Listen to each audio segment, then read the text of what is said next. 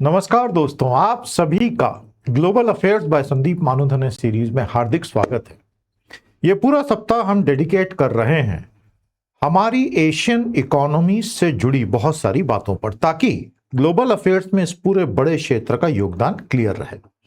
दोस्तों, आज हम बात करेंगे टाइगर्स की। जी हाँ, एशियन टाइगर्स और कब टाइगर इकोनॉमीज। कब यानी छोटा बच्चा। तो एशिया में 1970 और 80 के दशकों में 60 70 80 में एक क्रांति हुई।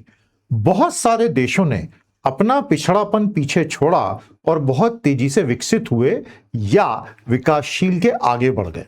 आज का हमारा पूरा फोकस इन्हीं देशों पर है जिन्हें अब पॉपुलर भाषा में शाइनिंग एशियन टाइगर्स या कप टाइगर इकोनॉमीज कहा जाता है। तो इनकी बहुत तेज तरक्की का राज क्या था, यही भेद आज खुलने जा रहा है। अंत तक बने रहिएगा, पूरा वीडियो देखिएगा, बहुत कुछ सीखने को आज हमें मिलेगा। आइए काम शुरू किया जाए।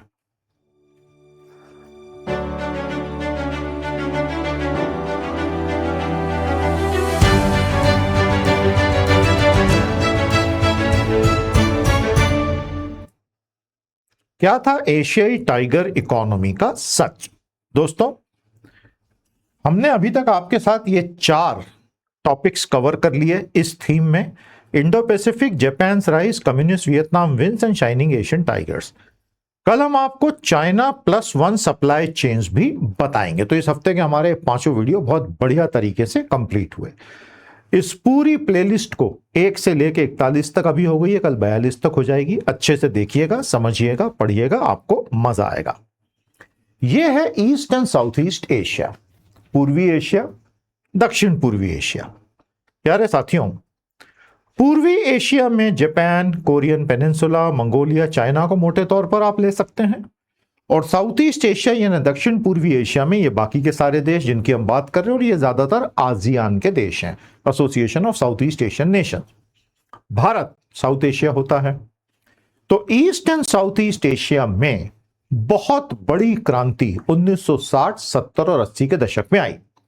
जब हम एशियन टाइगर्स और कप टाइगर्स की बात करते हैं तो इस मैप को, इस मानचित्र को दिमाग में रखना बहुत आवश्यक होता है।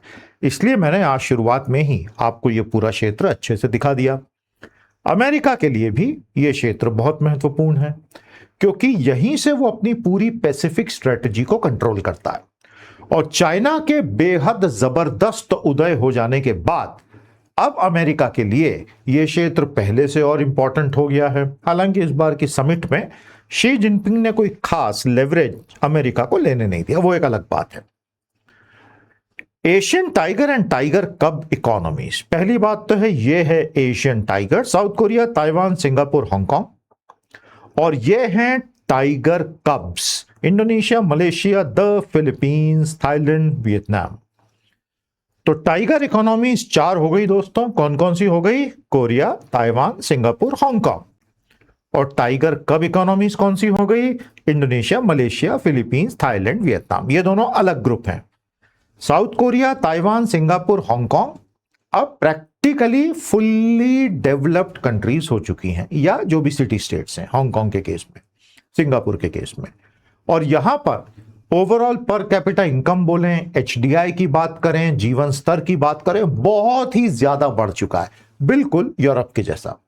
और टाइगर कब इकोनॉमीज जो हैं वो इस रास्ते पर अग्रसर हैं। हालांकि अब एआई की ये पूरी रेवोल्यूशन आने के बाद, फ्यूल क्राइसिस आने के बाद, इनके बहुत सारे डायनामिक धीरे धीरे रिवर्स में जा रहे हैं, लेकिन फिर भी ये हैं बहुत आगे। तो tiger economies Korea, Taiwan, Singapore, Hong Kong. और टाइगर कब economies Indonesia, Malaysia, Philippines, Thailand, Vietnam. याद रहेगा, वियतनाम की पूरी कहानी हमने पिछले ही वीडियो में विस्तार से बताई थी। डोई मोई रिफॉर्म्स याद है ना भाई, बैम्बू डिप्लोमेसी। तो एशियन टाइगर ये हो गए, टाइगर कब ये हो गए। टाइगर्स पहले अमीर बने, विकसित बने, और धीरे धीरे कब्ज उनके पीछे चले, उनके मॉडल को फॉलो करने की कोशिश की और वहीं से बहुत सारा इन्वेस्टमेंट भी लाने की कोशिश की। इस तरह से इस पूरे क्षेत्र में जबरदस्त विकास 60, 70, 80 के दशक में फैला। समझ गए? Very good. अब महत्वपूर्ण बात समझ लीजिए, अगर आपको एआई सीखना है तो आपका जो पहला कदम होना चाहिए वो है हमारा शानदार कोर्स AI टर्बोचार्जर। 13 जून को यह कोर्स कंडक्ट होगा। 12 घंटे का बिल्कुल विस्तृत ये कोर्स लाइव मैं कंडक्ट करूंगा। अगर आप AI में एक मजबूत स्टार्ट चाहते हैं, this is the course you should be doing first of all. इसकी लिंक हमने दे दी है, एनरोलमेंट चालू हो चुके हैं। turbocharger.billionaires.ai। आप सभी का स्वागत है। एक इंट्रोडक्टरी इंसेंटिव 10% का हम दे रहे हैं। टर्बो 10 कोड आपको लगाना है चेकआउट के समय जब आप साइट पे जाएंगे। उम्मीद करता हूं आप हमारे साथ जुड़ेंगे और इस शानदार कोर्स का लाभ लेंगे। Thank you. एक शब्द यूज होता है ईस्ट एशियन इकोनॉमिक मिरेकल, अर्थात पूर्वी एशिया का एक आर्थिक चमत्कार। तो यह चमत्कार क्या था? देखिए, ये सारे देश जिन्हें हम आज टाइगर के नाम से संबोधित कर रहे हैं, ये अमीर बिल्कुल भी नहीं थे। इनका इतिहास अगर खंगाला जाए तो बहुत ज्यादा तकलीफों में घिरा ये रिसोर्स पुअर स्मॉल देश थे। लेकिन फिर 60s के बाद इन्होंने खुद को बहुत ज्यादा तेजी से विकसित कर लिया और पॉवर्टी और लो इनकम स्टेटस से ये actually high income industrial economies बन गए या फाइनेंशियल इकोनॉमीज बन गए। अब सिंगापुर इंडस्ट्रियलाइज स्टेट तो कहलाएगा नहीं, लेकिन उसने अपने आप को लॉजिस्टिक्स का, ट्रेड का, फाइनेंस का, इंटरनेशनल आर्बिट्रेशन का हब बना लिया और उसका पूरा पूरा फायदा। अब दुबई ने भी एग्जैक्टली वही मॉडल फॉलो किया, अपने आप को एक इंटरनेशनल हब बनाया, जिस पूरे प्लान पर अब ईरान ने पानी फेर दिया है। और आने वाले समय में मिडिल ईस्ट के GCC के डायनामिक्स अभी जो स्थिति है देख रहे हैं तो पूरी तरह बदलने वाले हैं। तो वो हम आगे और देखेंगे आने वाले हफ्तों में।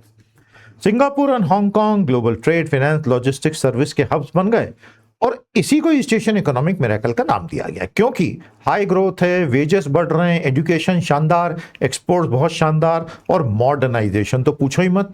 इतना आधुनिकीकरण की कोई देख के बोल ही नहीं सकता कि ये कोई प्राचीन देश एशिया के हैं। पूरी तरह से वेस्टर्नाइज हो चुके हैं। यह है ईस्ट एशियन इकोनॉमिक मिरेकल। साथियों, नीचे आपको ज्वाइन का बटन दिख रहा होगा, उसे क्लिक करें तो आपको मेंबरशिप के लेवल दिखेंगे। हमारे साथ मेंबरशिप में आइए। आज ही हमने एक फ्री सेशन हमारी इकोनॉमिक क्रैकर सीरीज का रिलीज किया है, भारत की गोल्ड स्टोरी। उसको देख लेना, आपको मजा आ जाएगा। और वैसे पूरी सीरीज का मजा लेने के लिए आप हमारे लेवल्स के साथ जुड़े। Thank you. तो ये टाइगर कब्स कौन है? टाइगर कब्स वही हैं जिन्होंने टाइगर्स का अनुसरण करने की कोशिश की। इन्होंने जब ये देखा कि ये चार इतनी तेजी से आगे बढ़ रहे हैं, तो क्या हम कुछ कर सकते हैं और क्या हम इसी राह पे आगे बढ़ सकते हैं? बिल्कुल बढ़ सकते हैं। उन्होंने टाइगर्स का रास्ता अपनाने का प्रयास किया। फायदा यह मिला कि उनके पास लेबर इनिशियली लो कॉस्ट का था। यही चाइना को भी एडवांटेज लंबे समय रहा। उन्हें फॉरेन इन्वेस्टमेंट अच्छा मिलने लगा। उन्होंने मैन्युफैक्चरिंग पर बहुत ज्यादा जोर दिया। भारत की एक बहुत लॉन्ग टर्म मिस्ट्री है, हमारे यहां कोई भी सरकार labour intensive manufacturing mass scale पर ला ही नहीं सकी। अगर आप बहुत गहराई में विश्लेषण करेंगे कि ऐसा क्यों है कि कोई भी पॉलिटिकल पार्टी जो सत्ता में रही, वो जिस स्तर पे भारत में विनिर्माण होना चाहिए था, फैक्ट्रियां लगनी चाहिए थी, वो नहीं ही कर पाई, तो आपको उसके बहुत सारे सोशल रीजंस मिलेंगे। It's not just about the government. पूरा ढांचा ऐसा है कि उसमें मैन्युफैक्चरिंग से जो परिवर्तन आएंगे, शायद समाज उसके लिए तैयार ही नहीं है। अब यह बहुत बड़ा टॉपिक है, कभी अलग थीम पर लेंगे। थाईलैंड और मलेशिया इलेक्ट्रॉनिक ऑटो मैन्युफैक्चरिंग के बेस बन गए। इंडोनेशिया, फिलीपींस ने कमोडिटीज, सर्विसेज वगैरह से, और वियतनाम तो मैंने आपको बता ही दिया है, अपने आप को उसने मैन्युफैक्चरिंग की ऐसी सफलता बना लिया कि बाकी लोग तो उसको देख के बस रश्क ही कर सकते हैं कि भाई क्या कमाल कर दिया तुमने। उसके मर्चेंडाइज एक्सपोर्ट भारत के बराबर है आज की तारीख में, बताइए। इस पर मैंने वीडियो लिया है आपके साथ, उसको पढ़िएगा, देखिएगा, समझिएगा। तो सीक्रेट सॉस क्या था? क्योंकि हर सफलता का एक सीक्रेट सॉस तो होता ही है। एशियन टाइगर्स का भी था, टाइगर कब्स का भी था। इनके अपने कुछ सीक्रेट सॉस रहे।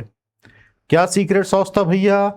देखो दादा, ऐसा है, एशियन टाइगर्स का सीक्रेट सॉस सबसे पहले एक्सपोर्ट लेड ग्रोथ। उन्होंने निर्यात को अपना सबसे बड़ा हथियार बनाया, क्योंकि एक तो उनका खुद का आकार बहुत छोटा था, तो उन्हें डोमेस्टिक मार्केट से बहुत ज्यादा सपोर्ट मिलना नहीं था।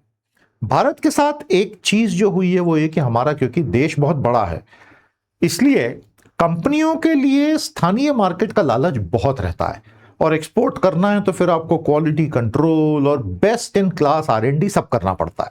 भारत की कंपनी आर&डी करना नहीं चाहती, इसी चक्कर में एयर रेवोल्यूशन भी हमारे हाथ से निकल गया प्रैक्टिकली। तो इन लोगों ने एक्सपोर्ट लेड ग्रोथ की, strong state policy, industrial policy हर देश की रही, और लिटरली गाइड किया गया माइक्रो लेवल पर। ह्यूमन कैपिटल पे जबरदस्त इन्वेस्टमेंट हुआ, हाई सेविंग्स एंड इन्वेस्टमेंट और ग्लोबल इंटीग्रेशन। इन्होंने अपने आप को अमेरिका के सिस्टम के साथ, सप्लाई चेन सिस्टम के साथ इंटीग्रेट करने के लिए जो करना पड़ सकता था वो सब किया भैया, और उसकी सफलता भी मिली। तो टाइगर कब्स ने क्या किया? ये प्यारे प्यारे टाइगर कब्स जो थे, इन्होंने हर तरह से एफडीआई अट्रैक्ट करने का प्रयास किया। जापान के साथ मैंने आपको बताया है, फॉरेन कैपिटल इतना एक्यूमुलेट हुआ जापान के पास, डॉलर्स इतने एक्यूमुलेट हुए क्योंकि वो बहुत बड़ा एक्सपोर्टर बन गया 60s 70s 80s में, कि फिर वो ये सब जगह निवेश करने लगा। और उसने अमेरिका की ट्रेजरीज भी बहुत बड़ी मात्रा में खरीदी, अमेरिका में फिजिकल एसेट्स बहुत बड़ी मात्रा में खरीदे, और फिर 86 से 90 के बीच में बबल बना और जापान का ही कोलैप्स हो गया, डिफ्लेशनरी कोलैप्स। और अब जापान है तो अमीर और विकसित देश, लेकिन आगे अब क्या करेगा पता नहीं, क्योंकि आबादी भी सिकुड़ रही है। चीप बट इंप्रूविंग लेबर, लगातार ह्यूमन रिसोर्स में इन्वेस्टमेंट किया गया। एक्सपोर्ट प्रोसेसिंग जोन का जादू जो चीन ने एसईजेड बना के डंग शाओपिंग की स्कीम से किया था, इन सबको भी वो ट्रिक समझ में आ गई, इन्होंने भी अपना लिया। आसियान ने जबरदस्त इंटीग्रेशन करने में मदद की, और आज भी आसियान बहुत अच्छा बैलेंसिंग करके चलता है। और इंफ्रास्ट्रक्चर और अर्बनाइजेशन पर बहुत फोकस किया। तो कहीं ना कहीं सरकारों की भी पूरी की पूरी नीयत बहुत अच्छी रही, वाकई में देश को आगे ले जाना चाहते थे, और ये कुल मिलाकर एक होल ऑफ स्टेट पॉलिसी रही जो इनका सीक्रेट सॉस रही और इन देशों को इतना आगे ले गई। देखिए होता क्या है कि जब इस तरह की नीतियां बनती हैं तो एक आम आदमी की नजर से अगर आप देखें तो उसके जीवन में बहुत फर्क आ जाता है। एक आम नागरिक जो है वो इतनी बड़ी बड़ी बातें समझता नहीं है कि क्या राष्ट्र की नीति है, क्या एक्सपोर्ट है, क्या एफडीआई है। वो ये देखता है कि मुझे अच्छी क्वालिटी का खाना सस्ते दामों पे मिल रहा है, मेरे बच्चों को शिक्षा एकदम सस्ते दामों पे बेस्ट मिल रही है, ट्रांसपोर्टेशन सस्ता और अच्छा है, साफ पानी नल में आ रहा है, जो हवा में ले रहा हूं सांसों के रूप में वो AQI उसका कम है। ये 7-8 चीजें एक आदमी के जीवन को बेहतर बनाती हैं। इन देशों ने जो तरक्की की वो इसमें ट्रांसलेट हुई, और इसलिए आपको अमूमन इन देशों के हैप्पीनेस इंडेक्स में, HDI रैंकिंग में काफी अच्छे परिणाम दिखेंगे। तो दोस्तों, एशियन टाइगर्स और एशियन टाइगर कब्स की ये बेसिक सीक्रेट सॉस की कहानी थी। आ गया समझ में आपको? आराम से आप इसको बाद में पॉज करके अपने नोट्स भी बना सकते हैं, देख सकते हैं, कोई दिक्कत नहीं है। हमारे डेटाबेस से जुड़ जाएं, इसको स्कैन करके अपना ईमेल जमा करा दें। रोज हमारा एक ईमेल आपको बता देगा क्या क्या नया क्रिएशन हुआ है, आपको उससे सब रिसोर्सेस मिलते रहेंगे। लेकिन जब इतनी तरक्की होती है और आप कुछ फंडामेंटल मिस्टेक करते हैं तो बड़े संकट आपके दरवाजे पर आ ही जाते हैं। इन सभी एशियन टाइगर्स और टाइगर कब्स को एक घमंड हो गया था कि अब हमें कोई चीज गिरा नहीं सकती। होता है ना, 10 15 20 साल लगातार ग्रोथ हो, दिमाग खराब हो ही जाता है आदमी का। वो अपने आप को शहंशाह समझता है कि I am above all the factors of economics. इन लोगों ने बहुत सारा शॉर्ट टर्म डेट ले रखा था, कर्जा लेते थे, इन्वेस्टमेंट होते थे, उससे एक्सपोर्ट होते थे और गाड़ी चलती रहती थी। लेकिन एक स्टेज ऐसा आया जब इन्वेस्टर्स ने यह बोलना शुरू कर दिया, 1997 आते आते, इसको बहुत बड़ा 97 एशियन फाइनेंशियल क्राइसिस बोला जाता है, जिसमें सारे देश लगभग डूब गए थे। और तब भारत की बहुत तारीफ हुई थी कि गनीमत भारत ने खुद को इनके साथ इंटीग्रेट नहीं किया, वरना रुपया तभी टूट जाता। खैर, ये क्राइसिस क्यों आई और इसने इन सबको बहुत कड़वा सबक क्यों सिखाया? इन सभी टाइगर्स और कब टाइगर्स ने भयानक बोरोइंग कर ली थी और सब जगह बबल्स बनने लग गए थे। इन्वेस्टर्स को यह दिखने लगा कि बॉस, इन्होंने तो डॉलर्स में शॉर्ट टर्म बोरोइंग बहुत ज्यादा कर रखी है, और इनमें से कुछ ने अपनी करेंसी को डॉलर के साथ पैक करके रखा हुआ है। तो ये तो बहुत बुरी तरह से फंस जाएंगे। अगर इनके एक्सपोर्ट्स और इनके जीडीपी की ग्रोथ वैसे नहीं हुए तो करेंसी तो पूरी टूट के खत्म हो जाएगी। सबसे पहले थाईलैंड की करेंसी बाहत ये टूटी क्योंकि इन्वेस्टर्स को ये डर लगने लगा कि ये अपने शॉर्ट टर्म डेट चुकाने की स्थिति में ही नहीं है, तो उन्होंने अपना पैसा निकालना शुरू कर दिया। एक बार इन्वेस्टर पैसा निकालते हैं तो रन ऑन द बैंक हो जाता है। रन ऑन द बैंक एक बहुत सिंपल कॉन्सेप्ट है दोस्तों। मान लीजिए आपका आईसीआईसीआई बैंक में अकाउंट है और ऐसी अगर एक अफवाह फैल जाए, ऐसी फैली थी एक बार कि ये बैंक तो डूबने वाला है, और हर अकाउंट होल्डर है वो खड़ा हो जाए बैंक पे जाके, पैसे दे दो मुझे मेरे। बैंक आपको दे ही नहीं सकता पैसे, इतने पैसे वो रखता ही नहीं, वो तो आगे सब और उसके स्टैट्यूटरी रेशियोज में सब फंसा होता है पैसा। तो फियर बढ़ता, लोगों को लगता वाकई डूब गया है। उस केस में आरबीआई को आके बैंक को बचाना पड़ता, नहीं बचाए तो बैंक वाकई डूबेगा। तो जब इन्वेस्टर अचानक से पैसा निकालना शुरू करते हैं तो इसी तरह अर्थतंत्र डूब जाते हैं। फिर करेंसी सारी लाइन से टूटी, बाहट टूटा, रिंगिट टूटा, रुपया टूटा, सब एक एक करके टूटते चले गए। स्टॉक मार्केट क्रैश हो गए, बैंक डूब गए, लाखों नौकरियां चली गई, और फाइनली वही होता है जो मंजूर है, आईएमएफ होता है। आईएमएफ उसके बाद लौट आया और मतलब इस पूरे सीन में, इस खेल में एंट्री ले ली आईएमएफ ने, यानी अमेरिका ने, और इसी को एशियन फाइनेंशियल कर। तो दोस्तों थाई मुद्रा बाहत के कोलैप्स से यह शुरू हुआ था, जिससे बहुत भयानक तकलीफ आ गई, और इसने इनकी ग्रोथ स्टोरी को यह एक्सपोज किया कि ना तो इनके बैंक मजबूत थे, ना इन्होंने कर्जे पे कंट्रोल रखा, इन्होंने करेंसी पेग्स बना के रखे थे, रेगुलेशन अच्छा नहीं था, एसेट बबल बन गए थे, और फॉरेन करेंसी रिस्क थी। साउथ कोरिया, थाईलैंड, इंडोनेशिया की हालत खराब हो गई। हांगकांग, सिंगापुर, ताइवान और द फिलीपींस, उन्होंने थोड़ा ध्यान रखा था, इसलिए वो पूरी तरह टूटने से बच गए। लेकिन इस क्राइसिस ने इस पूरे क्षेत्र को यह संदेश दे दिया कि अनाप शनाप growth via borrowing binges can not last, और आपको रोबस्ट फाइनेंशियल सिस्टम बनाने होंगे। ये बहुत बड़ा टॉपिक है, इस पर एक पूरा वीडियो अलग से भविष्य में हम लाएंगे, याद दिला दीजिएगा। तो यह है इसके ऊपर का एक डिटेल्ड नोट, इसको आप आराम से पढ़ सकते हैं। तो जब भी बहुत ज्यादा कर्जा लेके बहुत तेजी से एसेट्स क्रिएशन होता और उतनी इनकम नहीं होती, या डर लगता भविष्य में नहीं होगी, तो वहीं से कोलैप्स होना शुरू होता है। यह हमने यहां विस्तार में समझाया है। करेंसी प्रेशर से सारी क्राइसिस प्रेसिपिटेट हुई थी, समझ में आ गया आपको? और इस प्रकार से ये सारी करेंसीज स्पेक्यूलेटर्स के अटैक में आ गई। देखिए, फॉरेन एक्सचेंज का मार्केट 24/7 चालू रहता है। आप दिन में कभी भी 24/7 बेसिस पे करेंसीज खरीदो बेच सकते हैं। ऑनलाइन पूरे अलग अलग डिसेंट्रलाइज्ड मार्केट्स होते हैं, कोई एक सिंगल मार्केट भी नहीं होता। इसमें बहुत बड़े बड़े खिलाड़ी होते हैं जिनको स्पेक्यूलेटर्स कहा जाता है, और जब वो किसी देश की करेंसी को टूटता देखते हैं तो वो उस पर स्पेक्यूलेटिव अटैक शुरू कर देते हैं। So that makes a bad situation worse, basically they test blood. और इस समय कुछ इंटरनेशनल ऐसे स्पेक्यूलेटर्स थे जिनको बहुत गाली पड़ी कि इन्होंने हमारी करेंसीज को तोड़ा। क्या आप बता सकते हैं किसी एक ऐसे स्पेक्यूलेटर का नाम जिसने दरअसल इसमें बहुत भयंकर पैसा बना लिया था इस पूरी क्राइसिस में? बताइएगा, थोड़ा रिसर्च करके बताइए। तो आराम से इसको देखिएगा, बड़ा टॉपिक है, लेकिन मैंने आपको एक हिंट दे दी कि हुआ क्या था। साथियों, चैनल को आपका सपोर्ट चाहिए, सब्सक्राइब कर लें अगर अभी तक नहीं किया, और अपने दोस्तों तक मैसेज पहुंचाएं। जितना आप हमें सपोर्ट करेंगे उतना हम बढ़िया बढ़िया कंटेंट लाते रहेंगे।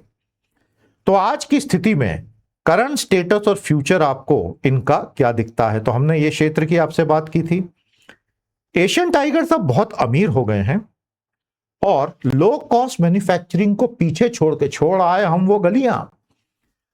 Take, finance, logistics high value में घुस गए। यही होता है नेचुरल, एक स्ट्रक्चरल चेंज कहते हैं इसको।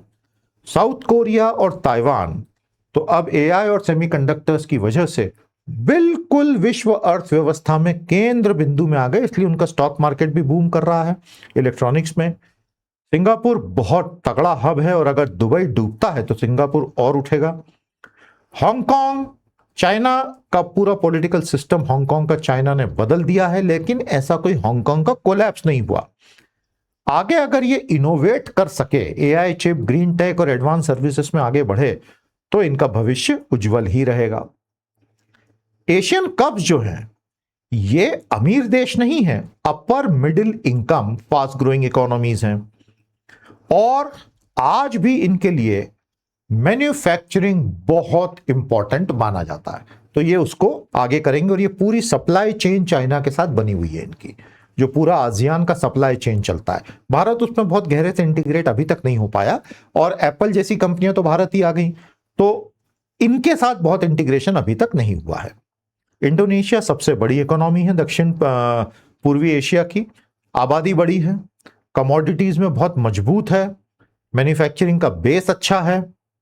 वियतनाम, इस पर पूरी बात हमने कल कर ली। मलेशिया, थाईलैंड और द फिलीपींस, इनके अपने कुछ स्ट्रॉन्ग सेक्टर सबके रिस्पेक्टिव हैं। फ्यूचर इनका ओवरऑल ब्राइट है क्योंकि डेमोग्राफिक्स नेगेटिव नहीं है और ग्लोबल सप्लाई चेन इनके फेवर में ही जाता दिख रहा है। लेकिन इन सभी जगहों पर डेमोक्रेसी बेसिकली वीक है, इंस्टीट्यूशंस वीक हैं और इंफ्रास्ट्रक्चरल बॉटलनेक्स हैं।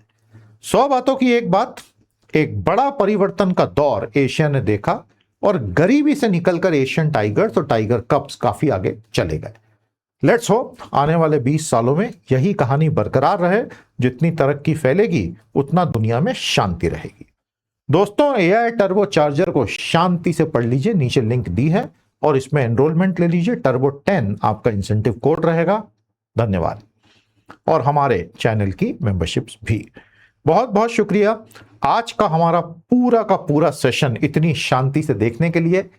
शाइनिंग एशियन टाइगर्स एक सबक है कि जब देश तय कर लेते हैं कि तरक्की करनी ही करनी है तो वो डेफिनेटली तरक्की करके दिखा ही देते हैं। इसी के साथ आज के सेशन को यहीं विराम देते हैं। आपसे हम कल फिर भेंट करेंगे इस सप्ताह का 5वां वीडियो लेकर। नमस्कार, जय हिंद।